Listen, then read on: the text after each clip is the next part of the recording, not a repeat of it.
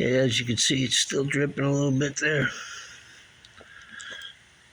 I use 2 drip pens only because they're easier to handle after you don't want one that's full to the top, you know what I mean? They're hard to handle. You're going to make a mess like that. But I got the plug out over here, cleaned it off a little bit. There was no, I look around on it, look for metal chips. When you see that, get rid of your car. Okay, let me finish her up here. And here you have the used oil. Yeah, they're not filled up to the top, so it makes it a lot easier to move them around without spilling anything. Make sure you got all your tools and stuff back there. And this is what it should look like underneath.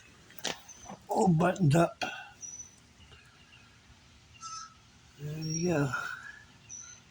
And all these drippings here, that's not oil, that's just sweat.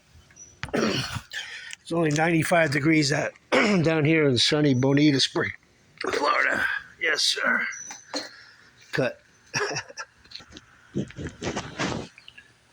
this particular motor holds 5 quarts of oil. Nothing but the best.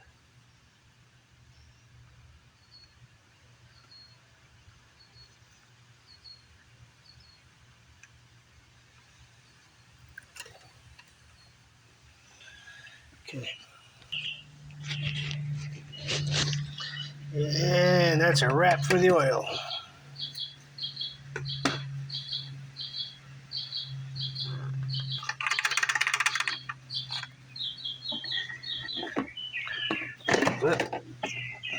Cut. There.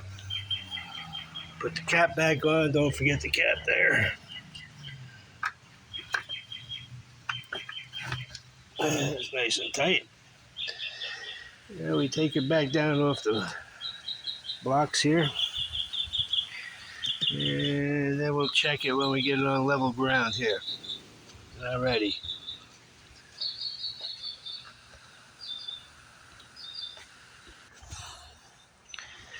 Okay, the car is down off the jacks, and then we're going to start it up just to get some oil into the filter and then shut it off and check the oil.